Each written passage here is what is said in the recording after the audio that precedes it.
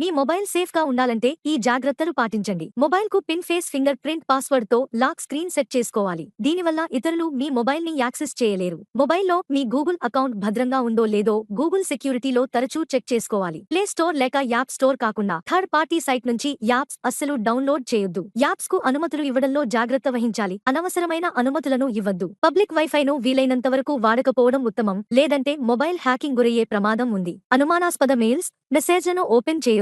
అలాంటి వచ్చినప్పుడు డిలీట్ చేయండి. పొరపాటున క్లిక్ చేస్తే సైబర్ పోలీసులకు ఫిర్యాదు చేయొచ్చు. నమ్మదగిన వెబ్సైట్స్ నుంచే మీకు కావాల్సిన వివరాలను డౌన్లోడ్ చేసుకోవాలి. తెలియని నకిలీ వెబ్సైట్ జోలికి వెళ్లకూడదు. మొబైల్లో యాంటీవైరస్ సాఫ్ట్వేర్ ను డౌన్లోడ్ చేసుకుని తరచూ మొబైల్లోని యాప్స్ ఫైల్స్ ను స్కాన్ చేయాలి. ముఖ్యమైన యాప్స్ లకు 2 ఫ్యాక్టర్ ఐడెంటిఫికేషన్ ఎనేబుల్ చేసుకోవాలి. దీనివల్ల అదనపు భద్రత లభిస్తుంది. మొబైల్లో find my device app download చేసి పెట్టుకోండి. ఇది మీ మొబైల్ పోతే కనిపెట్టేందుకు ఉపయోగపడుతుంది. మొబైల్ సాఫ్ట్వేర్ అప్డేటెడ్ గా ఉండేలా చూసుకోవాలి.